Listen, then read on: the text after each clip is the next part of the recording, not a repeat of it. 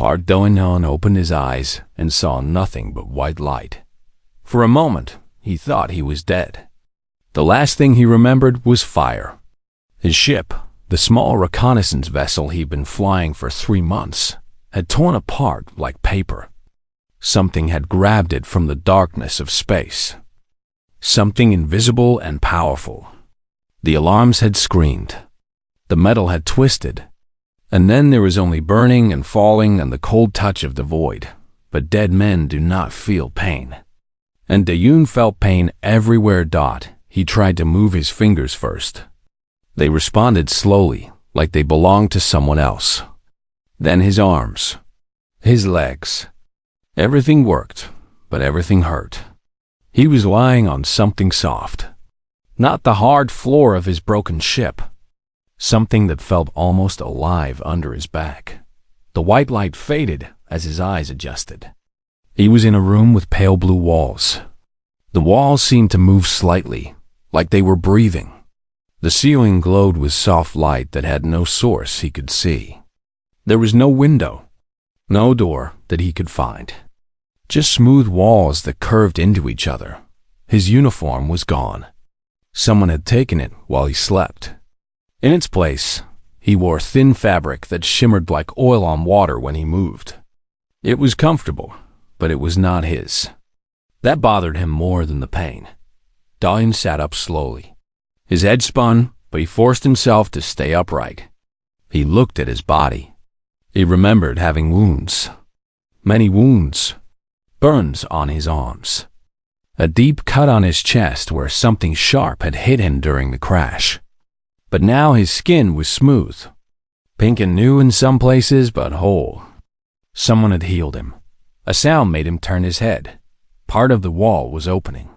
He had not seen any line or crack, but now a section simply moved aside like water. Light spilled in from beyond, and a figure stepped through. Do-in stopped breathing. She was tall. Taller than him by almost a head. Her skin was the color of silver mixed with gray, smooth like polished stone. It seemed to glow faintly from within. Her eyes were large, much larger than human eyes, and filled with darkness. Her pupils looked like 2 small eclipses, black circles surrounded by rings of dim light. Her hair fell past her shoulders in strands of deep violet, and it moved on its own. Each strand shifted and curled like it was tasting the air around her. She was beautiful. She was terrifying. She was nothing he had ever seen before. The woman stopped a few steps into the room. She looked at him with those eclipse eyes, and Do-in could not read anything in them. No fear, no anger, no warmth, just curiosity, like he was something interesting she had found on the ground. She said something. The sounds were musical, rising and falling like notes in a song. He did not understand a single word. Do-in shook his head. "I don't understand," he said. His voice came out rough and dry. "I don't know your language." The woman tilted her head. Her hair strands all turned toward him at once, pointing at him like fingers. She said more musical words, then paused. She seemed to be thinking. Then she reached into a fold of her clothing and pulled out a small object. It looked like a silver seed. She held it up, showed it to him, then pointed at her own ear. She wanted him to put it in his ear. Do-in hesitated. He did not know this woman. He did not know where he was. He did not know if she was friend or enemy. But he also knew that he had no choice. He was alone, wounded, lost somewhere in space. If she wanted to hurt him, she could have done it while he slept. He took the seed and placed it in his ear. At first, nothing happened. Then he heard a faint hum, and suddenly the woman's musical sounds became words. "Should be working now. Can you understand me?" "Yes," Do-in said. "I can understand you." The woman's eyes widened slightly. "Good. The translator is old, but it still functions." She took a step closer. "I am Yura. I am a medical officer. You are on the research vessel Singing Light. We found your ship 3 days ago. What remained of it?" 3 days. He had been unconscious for 3 days. "My name is Park Do-yun," he said. "I am a lieutenant in the United Earth Reconnaissance Corps. My ship was destroyed by, I do not know what. Some kind of gravity well. A fold storm," Ira said. "A rare phenomenon. You are fortunate to be alive. Your vessel was torn into 7 pieces. We found you in the largest section, barely breathing." She paused. "You should not have survived." "I am hard to kill," Do-yun said. It was not a boast. It was simply true. Humans were hard to kill. It was what they did. Ira came closer. She moved with careful steps, like he was a wild animal that might attack. When she reached the bed, she stopped and looked down at him. Then, slowly, she reached out her hand. Her fingers were long. Too long. They had more joints than human fingers, and they bent in ways that made his stomach tight. But her touch was gentle when she pressed her hand against his arm. Thought her skin was cold. Do-hyun felt the chill seep into him. Her fingers traced across his forearm, feeling the texture of his skin, the small hairs, the warmth that rose from within him. She pressed down and felt his pulse beating steady and strong. She froze. Her eclipse eyes went wide. Her hair strands all stood straight, pointing in every direction like startled snakes.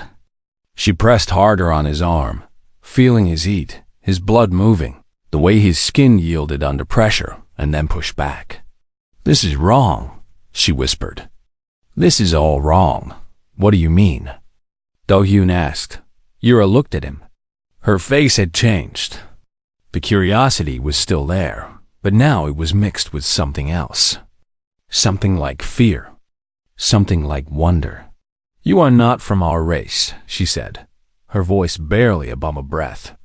"You are not from any race in our records. Your biology is impossible. Your temperature, your healing, your cellular structure." She leaned closer, her eclipse eyes searching his face like she was looking for an answer to a question she did not know how to ask. "What are you?" she whispered. "What are you?" Do-hyun looked at this strange silver woman with her moving hair and her cold hands and her eyes full of stars. He thought about Earth, about the blue oceans and green forests and the billions of humans who had never seen an alien face. About the ships they had sent into the darkness, hoping to find someone else out there. "I am human," he said. "I am from a planet called Earth." Ira stared at him for a long moment. Then she stepped back, her hand falling away from his arm. "I must tell the others," she said. "Stay here. Do not leave this room." She turned and walked toward the wall. It opened for her like it had been waiting. But before she stepped through, she looked back at him one more time. "Human," she repeated, like she was tasting the word. "I do not know what that means, but I think we are about to find out." The wall closed behind her, and Do-hyun was alone again. He looked down at his arm, at the place where her cold fingers had touched him. His skin was warm. His pulse was steady. His body was already healing from wounds that should have killed him. He did not know where he was. He did not know who these people were. He did not know if he would ever see Earth again. But he was alive. And for now, that was enough. The next morning, they came for him. YRA returned with 2 others. One was a male of her kind, shorter than her, but with the same silver-gray skin and eclipse eyes. His hair was darker, almost black, and it moved less than Ira's. He looked nervous. His hands kept opening and closing at his sides. The other was older, her hair streaked with white, her movements slow and careful. She carried a flat device that glowed with soft light. "This is Tovin," Ira said, pointing to the nervous male. "And this is Elder Sori. She is the head of our medical section. We need to examine you more closely. Will you come with us?" Do-hyun stood up from the bed. His legs were strong now. Whatever they had done to heal him had worked well. "Do I have a choice?" he asked. Ira tilted her head. We will not force you, but we need to understand what you are. Your biology is unlike anything in our records, and our records contain 47 spacefaring species. 47 species. Do-hyun let that number sit in his mind. 47 kinds of beings who had looked up at the stars and found ways to reach them. And yet, in all that vast collection, there was nothing like him. I will come, he said. They led him through corridors that curved and bent in ways that made no sense. The walls were the same pale blue, still breathing, still alive. They passed other members of the crew, and every single one stopped to stare. Their eclipse eyes followed him as he walked. Some whispered to each other in their musical language. The translator in his ear caught fragments. Strange. Impossible. Dangerous. The medical bay was larger than the room where he had woken up. It was filled with machines he did not recognize. Glowing screens floated in the air, showing symbols and images that meant nothing to him. In the center of the room was a platform surrounded by a ring of blue light. Please stand in the center, Elder Suri said. Her voice was deeper than Yira's, rough with age. The scanner will not hurt you. Do-hyun stepped onto the platform. The blue light moved around him, washing over his body from head to feet. It felt warm, almost pleasant. The floating screens filled with new images. He saw his own skeleton, glowing white. His organs, each one labeled with alien symbols. His blood, flowing red through a map of vessels. Tovin made a sound like glass breaking. The translator did not catch its meaning, but Do-hyun could guess from the look on his face. His bones, Tovin said. Look at the density. They are nearly twice as heavy as ours. And the muscle attachment points, the leverage ratios. He could. He stopped, his hands pressed against his mouth. He could what? Ira asked. He could tear us apart with his bare hands. The room went quiet. Elder Suri looked at Do-hyun with new eyes. There was fear in them now, real fear. I am not going to hurt anyone, Do-hyun said. I did not ask to be here. I did not ask for any of this. My ship was destroyed, and your people saved me. I am grateful. Elder Suri nodded slowly. We understand. But you must understand our position as well. We have never encountered a species like yours. Your physical capabilities are alarming. I am just a normal human, Do-hyun said. Where I come from, there are billions like me. Billions, Tovin whispered. The glass breaking sound again. Billions of beings like this. Ira stepped forward. She was looking at one of the floating screens. I want to see the cellular structure again. The healing we observed yesterday. Elder Suri touched the device in her hands, and the screen changed. Now it showed Do-hyun's cells, magnified thousands of times. They were round and busy, dividing and multiplying and moving. When we found him, Ira said, he had severe burns on 40% of his body, deep cuts, internal bleeding. We treated what we could, but much of the healing happened on its own. Watch. She touched a screen again. A small section appeared, showing tissue that was damaged. As they watched, new cells grew and spread. The wound closed.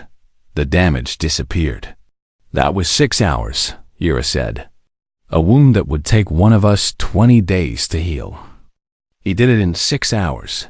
Do-hyun shrugged. Humans heal fast. It is nothing special. Nothing special? Tovin's voice rose high. You regenerate tissue at a rate that should be impossible. Your cells divide without degrading. How long do your people live? About 80 years on average. Some live past 100. The three Villani exchanged looks. We live for 300 years, Elder Suri said quietly. But our cells divide slowly. We heal slowly. We must be careful with our bodies, because damage is hard to repair. She shook her head. You burn through life like fire. There is more, Ira said. She pulled up another screen. I took a sample of his blood yesterday. I introduced a common bacteria, something harmless to us, just to see how his body would respond. The screen showed small round cells moving through red liquid, and then other cells appeared. White cells, larger and aggressive. They swarmed the bacteria like an army attacking an enemy. Within moments, the bacteria was gone, destroyed, eaten. His blood contained soldiers, Ira said. An entire army of cells whose only purpose is to find and destroy foreign organisms. His body is at war, constantly, with everything that enters it. All humans have this, Do-hyun said. We call it an immune system. It protects us from disease. Disease. Elder Suri said the word like it was strange to her. We eliminated disease from our population long ago through genetic modification. We did not think to fight it. We simply removed our ability to catch it. She looked at Do-hyun with something like respect. Your people chose a different path. You chose to fight. We did not have a choice, Do-hyun said. Earth is not a gentle world. Disease, predators, natural disasters. Everything on our planet wants to kill us. We survived by fighting. Tovin was backing away slowly. His fear was clear now, written all over his face. A death world, he said. You come from a death world. A planet that is actively hostile to life. Earth is beautiful, Do-hyun said. He felt a sudden anger rise in him, surprising in its strength. It has oceans and mountains and forests. It has sunsets that paint the sky in colors you cannot imagine. Yes, it is dangerous. Yes, it tried to kill us. But we did not let it. We grew strong. We grew smart. And now we are here, in the stars. Just like you. The room was silent. Yra was the first to move. She walked toward him slowly, until she stood just an arm's length away. Her eclipse eyes searched his face. You are not what I expected, she said. When we found your ship, we thought you were prey.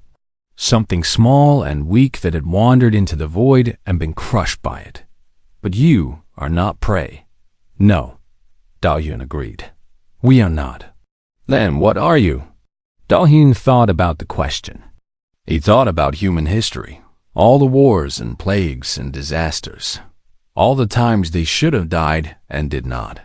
All the empires that rose and fell. All the times they picked themselves up from the ashes and built again. We are survivors, he said. That is what humans are. We survive, Ira nodded slowly. Then she did something unexpected. She smiled. It was strange on her alien face, but Do-hyun recognized it. A smile was a smile, no matter what species wore it. I think, she said, that the galaxy is going to be very surprised to learn about your kind. Elder Suri turned off her device. The screens faded away. The examination was over, but Do-hyun knew that something much larger had just begun. He was the first human these people had ever met. Everything he did, everything he said, would shape how they saw his entire species. He promised himself that he would show them the best of humanity. He did not know that soon. He would have to show them the worst as well. Days passed on the singing light. Do-hyun fell into a routine. He woke in his small room with the breathing walls. He ate meals that the Villani had modified for his biology. The food was strange, soft, and sweet with textures that felt wrong in his mouth, but it kept him strong. He answered questions. So many questions. The crew of the Singing Light numbered 43. All of them wanted to talk to the human. They came to his room one by one or in small groups, asking him about Earth, about his people, about everything. He told them about oceans so vast that you could sail for weeks without seeing land. He told them about mountains that touched the clouds and deserts where nothing grew. He told them about cities filled with millions of people, all living and working and dreaming together. He told them about art and music and love and war. They listened to everything. And with each story, their eyes grew wider. but it was Yira who visited him most often. She came every evening after her work was done and sat with him while he ate. They talked for hours. She was curious about everything, but especially about the nature of humans. "Your people fight wars," she said one evening. It was not a question. Dahyun nodded. "Yes, we have always fought. Against nature. Against animals. Against each other. Why? Many reasons. Land, resources, religion, power, fear." He paused. "Sometimes for no good reason at all. Sometimes just because we could." Yira was quiet for a moment. Her hair strands moved slowly, curling and uncurling like nervous fingers. "The Vellani have not known internal conflict for 6,000 years, she said. "After the Great Dying, when our population was nearly destroyed by our own weapons, we made a choice. We changed ourselves. Changed how? We call it the harmonization." She touched her head, just behind her ear. "We modified our own minds. We removed the capacity for extreme aggression. The anger that leads to violence. The hatred that leads to war. We took it out of ourselves, like cutting away a sickness." Dawn stared at her. "You removed your ability to feel anger?" "Not all anger. We can still feel frustration, annoyance, disappointment. But the deep rage, the kind that makes you want to destroy, that is gone from us." She looked at her hands. "It was the only way to survive. We were killing ourselves. We had to change or die, and you chose to change." "Yes, and we have had peace ever since. No more wars. No more violence. No more death by each other's hands." Dahyun thought about this. Part of him understood. He had seen what human rage could do. The bombs that could erase cities. The weapons that could poison the earth for generations. The endless cycle of revenge and hatred that had killed so many. Maybe the Vellani were right. Maybe removing the capacity for violence was the wise choice. But another part of him felt something cold in his stomach. "What happens," he asked slowly, "when someone attacks you? When someone from outside your people comes with weapons and wants to take what you have?" Yira did not answer for a long moment. Her eclipse eyes looked down at the floor. "That is why we hide," she said finally. "That is why the singing light travels in the empty spaces between stars. We avoid contact with aggressive species. We run. We hide. We survive by not being found. And if you are found, then we hope they are merciful." The cold in Dahyun's stomach grew colder. "You cannot fight back, even to save yourselves." No, the harmonization made that impossible. When faced with violence, our bodies freeze. Our minds refuse to act. It is like trying to breathe underwater. The action simply will not come. Her voice was soft now, almost ashamed. "We are helpless." Dahyun reached out and touched her hand. Her skin was cold as always, but she did not pull away. "On Earth," he said, "we have a word for what you did. We call it domestication. It is what we do to animals. We take wild creatures, and over many generations, we breed out their aggression. We make them tame, safe, easy to control." Yira flinched. "You think we made ourselves into animals?" "No, I think you made yourselves into something beautiful and fragile. Like a flower that can only grow in perfect conditions. As long as nothing disturbs you, you thrive. But one storm," he shook his head. "Humans are not like flowers," Yira said. It was not a question. "No, humans are like weeds. We grow anywhere, in any condition. You cannot burn us out. You cannot poison us. You cannot starve us. No matter what the universe throws at us, we keep growing. And fighting. Yes, and fighting." They sat in silence for a while. Outside the room, Dahyun could hear the hum of the ship's engines. The singing light was moving through the darkness between stars, running from dangers that might not even exist. I touched your skin that first day, Yura said. Do you remember? I remember. Your heartbeat was so fast, so strong. You had just survived something that should have killed you, and your body was already fighting to live again. I have never felt anything like it. She looked at him. I thought you were a monster. And now? Now I am not sure what to think. You are capable of terrible things. Your history proves this. But you are also kind. You could have hurt us. With your strength, you could have taken this ship. Instead, you answer our questions and eat our food and tell us stories about your home. Humans are complicated, Do-hyun said. We are capable of great evil and great good. Sometimes both at once. Sometimes from the same person in the same day. How do you live like that? How do you trust each other? Do-hyun laughed. It was a small laugh, but it felt good. We do not always trust each other. But we try. We build rules and laws and systems to keep the darkness in check. It does not always work. But we keep trying. Yura was quiet again. Her hair strands had stopped moving. They hung limp around her face, still as water. I have studied your biology, she said. I have read your brain scans. You feel everything we feel. Joy, sadness, love, fear. But you also feel things we cannot. Rage, hatred, the desire to destroy. And yet you have not destroyed yourselves. Not yet. That is what frightens me. She stood up, her movement slow and tired. That is what makes you so terrifying. You carry weapons inside your hearts that could burn the galaxy. And somehow, you choose not to use them.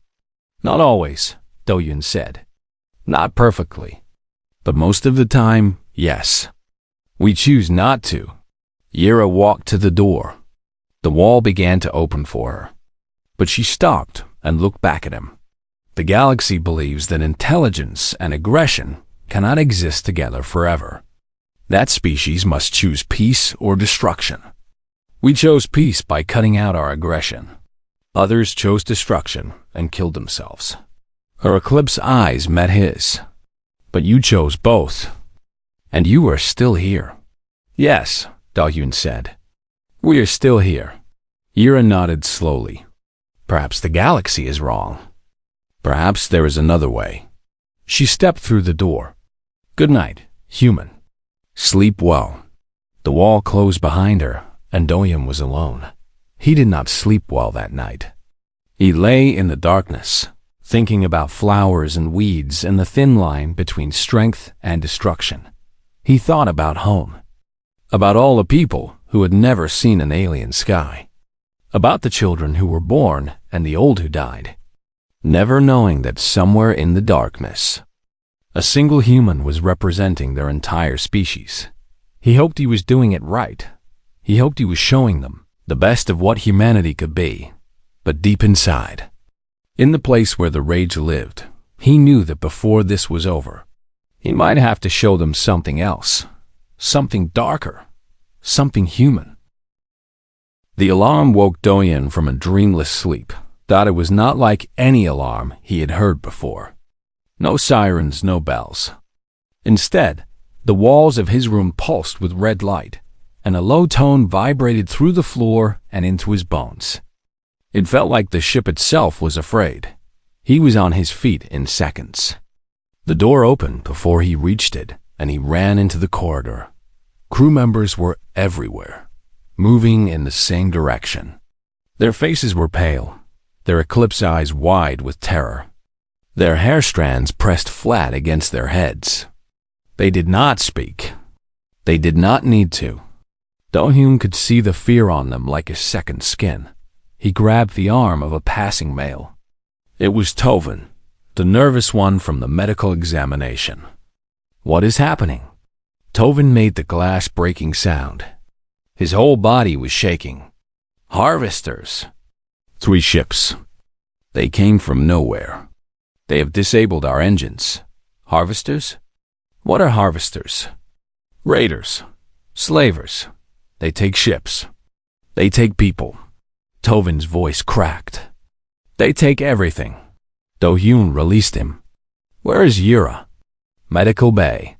With the others. We are gathering there. Go. I will follow. Tovin ran. Do-hyun stood alone in the corridor for a moment, thinking. His heart was beating fast, but his mind was clear. This was familiar. This was what he had trained for in a different life, on a different world. The enemy was coming. The civilians were in danger. He knew what he had to do. That he found the medical bay by following the crowd. The room was packed with Villani, huddled together in groups. Some were crying, a strange musical sound that hurt to hear. Others simply stood frozen, their bodies locked in place by fear they could not control. Yura was near the center of the room. She saw him push through the crowd and ran to meet him. Diane, you should not be here. You should hide. If they find you, something new, something unknown, what will they do to your people? He asked. Why Iris stopped. Her hair strands hung limp. They will take us. For labor. For experiments. She could not finish. Can you fight them? No. The word came out like a sob. We cannot. The harmonization. Our bodies will not let us. When they come, we will freeze. We will stand and watch as they take us, one by one, and we will not be able to lift a single hand to stop them. Do-hyun looked around the room. 43 crew members, all helpless. All waiting to be taken like cattle to the slaughter. Not because they were weak. Not because they lacked courage. But because they had cut out the part of themselves that would let them fight. He thought about what Yura had told him. About the harmonization. About how the Villani had chosen peace by making violence impossible. It had seemed wise at the time. A noble choice. But now, with enemies at the door, it was a death sentence. How much time do we have? Minutes. They are already cutting through the hull. Dawn made his decision. It took less than a second. Lock this door behind me, he said. Do not open it for anyone except me. If someone else tries to enter, you run. You find another room, and you lock that door too. You keep running until I come for you. Yura's eclipse eyes went wide. What are you going to do? Do-hyun felt something wake up inside him. Something old. Something that had been sleeping since he left Earth. It was the thing the Villani had cut out of themselves. The rage. The violence. The fire that burned in every human heart. What humans do, he said. I am going to fight. He pushed through the crowd and out the door. The wall sealed shut behind him. He was alone in the corridor, with the red light pulsing and the alarm still. Vibrating through the floor. He moved fast. The harvesters had cut through the hull near the cargo section. He could hear them now. Sounds of metal scraping and heavy footsteps that did not belong to any Villani. He pressed himself against the wall and moved toward the sound. He found the first one at a junction point. It was tall. Taller than him by half a body. Its skin was hard and dark, covered in sections like armor. Its head was wrong, with too many eyes and a mouth full of sharp parts that clicked as it moved. It held a weapon in 2 of its 4 arms. The other 2 arms ended in claws that looked like they could cut through metal. It saw him. For a moment, they both stood still. The harvester's many eyes moved over him, studying him. It had probably never seen a human before. It did not know what he was. Do-hyun used that moment. He launched himself forward, covering the distance in 2 steps. The harvester tried to raise its weapon, but Do-hyun was faster. He hit the creature low, below its center of balance, and felt something crack under the impact. The harvester made a high, thin sound and fell backward. Do-hyun was on top of it before it could recover. He found the soft place in its neck, where the armor sections met. He struck with the heel of his hand, putting all his weight behind it. The soft place collapsed. The clicking stopped, The harvester did not move again. Do-hyun took its weapon. It was heavy and awkward, built for hands that were not his shape. But it would work. He moved deeper into the ship. He found 3 more in the next corridor. They were herding 2 Vellani crew members toward the breach in the hull. The Vellani walked with their heads down, their bodies frozen, unable to resist. Do-hyun did not hesitate. The weapon made no sound when it fired. A beam of blue light hit the first harvester in the back, and it fell. The second turned, surprised, and Do-hyun hit it twice in the chest. The third dropped its captives and charged at him, claws extended. He stepped aside at the last moment and let its own speed carry it past him. Then he struck it in the back of the head, where the armor was thin. It crashed to the floor and did not rise. The 2 Vellani stared at him. Their eclipse eyes were huge. Their mouths moved, but no sound came out. "Go to the medical bay," Do-hyun said. "Lock the door. Stay inside." They ran. Do-hyun kept moving. He lost count of how many he killed. 6, 10, 12. They came in groups, and he destroyed them one by one. He used the weapon until it stopped working, and then he used his hands. He was faster than them. He was smarter than them. And he was angry, so angry. Every time one of them fell, he thought about Yura and her limp hair strands. He thought about Tovin shaking with fear. He thought about the Vellani who had saved his life and healed his wounds and treated him with nothing but kindness. These things had come to take them, to use them, to destroy them. Do-hyun was not going to let that happen. The last harvester tried to run. It turned and fled back toward the breach, back toward its ships. But Do-hyun caught it before it could escape. He brought it down with a strike to the legs, and then he finished it quickly. He stood in the corridor, breathing hard. The red lights still pulsed. The alarm still hummed. But there was no more movement. No more clicking. No more harvesters. He counted the bodies around him. 14. He had killed 14. His hands were covered in fluid. That was not his own. There was a cut on his ribs where a claw had caught him. A burn on his shoulder from an energy weapon. A puncture in his thigh that bled slowly. He could feel his body already starting to heal. He walked back toward the medical bay, leaving footprints of alien blood on the floor behind him. When the door opened and the Vellani saw him standing there, covered in violence and victory, none of them made a sound. They just stared, and in their eyes, Do-hyun saw something he had not seen before. He saw terror, but underneath the terror, buried deep where they might not even know it existed, he also saw something else. He saw hope. Yura found him sitting against the wall outside the medical bay. The battle was over. The harvester ships had fled when they realized their boarding parties were not returning. The singing light drifted in the darkness, damaged but alive. Around Do-hyun, the corridor was quiet except for the soft hum of the emergency systems.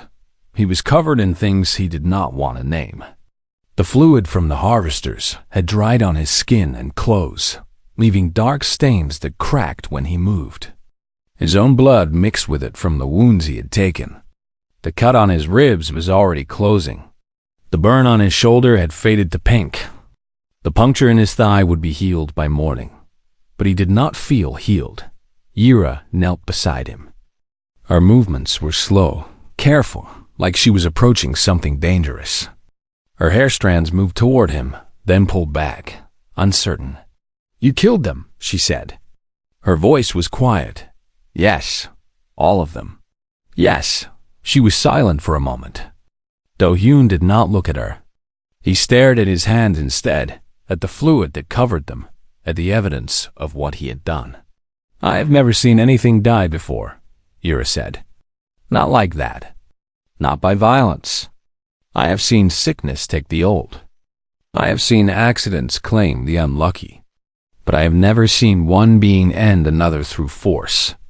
She paused. "It was terrible. Yes, it was also beautiful." Do-hyun looked up at her then. Her eclipse eyes were wet. Tears, he realized. The Vellani could cry. He had not known that. Beautiful? He asked. You moved like water, like fire, like something the universe designed for exactly that purpose. When I watched you fight, I saw what humans are. I saw the thing we cut out of ourselves, the thing we thought was only destruction.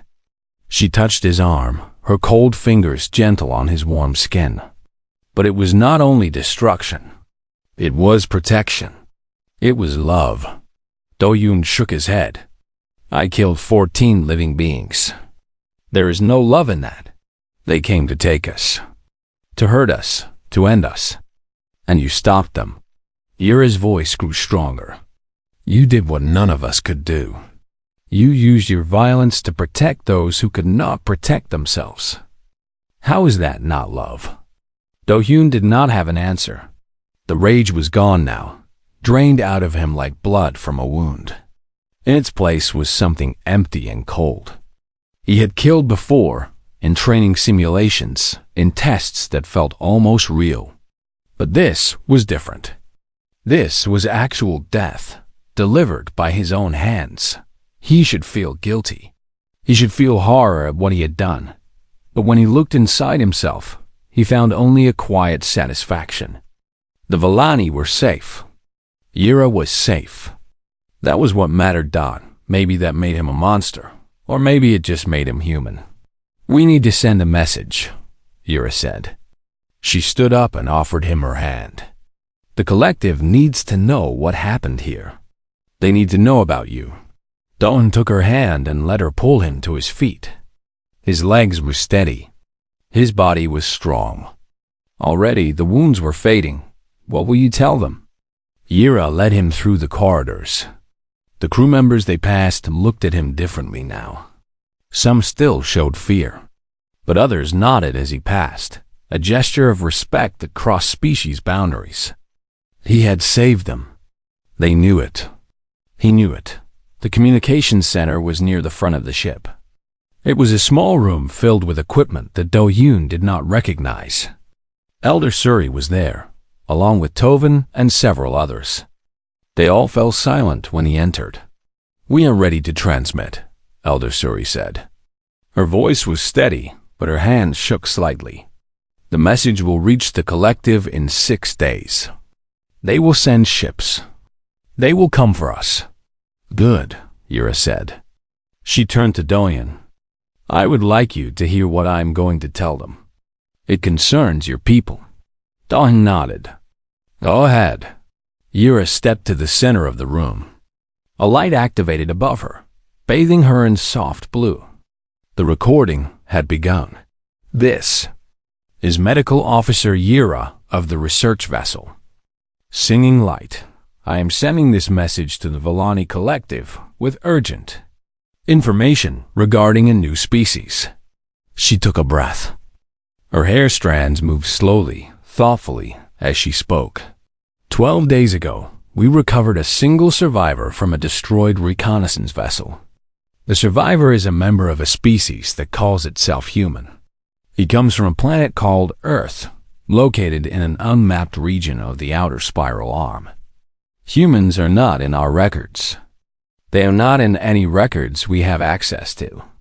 They are a new discovery, and I believe they will change everything we think we know about the nature of intelligent life. Yura began to pace, her voice growing more passionate. Humans evolved on what we would classify as a death world. Their planet is actively hostile to life. It is filled with extreme weather, dangerous predators, toxic environments, and constant disaster. By all our models, intelligent life should not have developed there. It is too harsh, too violent, too unpredictable. But humans did not just survive. They thrived. They adapted to their world's hostility by becoming hostile themselves. Their bodies are weapons. They heal from wounds that would kill us. Their blood contains armies of cells that fight disease without rest. Their bones are dense, their muscles strong, their reflexes fast. They are built for violence in ways we cannot imagine. And yet, Yura stopped pacing. Her eclipse eyes looked directly into the recording light. And yet, this human used his violence to save us. When harvesters attacked our ship, our crew was helpless. The harmonization prevented us from fighting back. We could only wait to be taken. But the human, Park Doyen, did not wait. He fought the harvesters alone. 14 of them. He killed them all. He was wounded, but his wounds healed as we watched. He could have let us die. He could have hidden and saved himself. Instead, he chose to protect us. He chose to use his terrible gifts for something other than destruction. Yura's voice softened. The collective has long believed that intelligence and aggression cannot coexist. We believed that species must choose peace or face extinction. We chose peace by removing our aggression. It has given us 6,000 years of harmony. But humans chose differently. They kept their aggression. They kept their violence. And somehow, against all probability, they built civilizations. They created art and music and love. They reached the stars. They did not destroy themselves. I do not fully understand how this is possible, but I have seen it with my own eyes. Humans are capable of terrible cruelty, but they are also capable of incredible kindness. They are capable of both, sometimes in the same moment, from the same individual. The galaxy needs to know about this species, not because they are dangerous, though they are, not because they are powerful, though they are, but because they represent a possibility we never considered. The possibility that the fire of violence can be controlled, that the thing we cut out of ourselves might not need to be cut out at all, that there is another way. Yura looked at Do-Hyun. Her eclipse eyes were bright with something that might have been tears or might have been hope. I recommend we make contact with Earth. I recommend we learn everything we can about humans. And I recommend we ask them a question that has troubled the Villani for 6,000 years. How do you carry the fire without being consumed? The light faded. The recording ended. The room was silent. Do-Hyun stood among aliens who had seen him at his worst and still chose to trust him. He thought about Earth, so far away, full of people who had no idea what was coming, full of fire and violence and love and hope, all mixed together in the same fragile package. Yura walked to him. She took his hand, her cold fingers wrapping around his warm ones. "You saved us," she said. "You are not a monster. You are something else. Something the galaxy has never seen before. What am I?" Do-Hyun asked. Yura smiled. It was strange on her alien face, but it was real, and it was beautiful. "You are human," she said. "And that is enough." Around them, the singing light drifted through the stars, carrying its crew and its message toward a future none of them could predict. Somewhere in the darkness, Earth waited. Somewhere out there, billions of humans lived their lives, never knowing that the universe was about to learn their name. They would learn it, soon, and nothing would ever be the same. Do-Hyun looked out at the stars. He thought about home, about all the people he loved, all the places he missed, all the human things that made life worth living. He thought about Fire Dot, and for the first time since the crash, he smiled.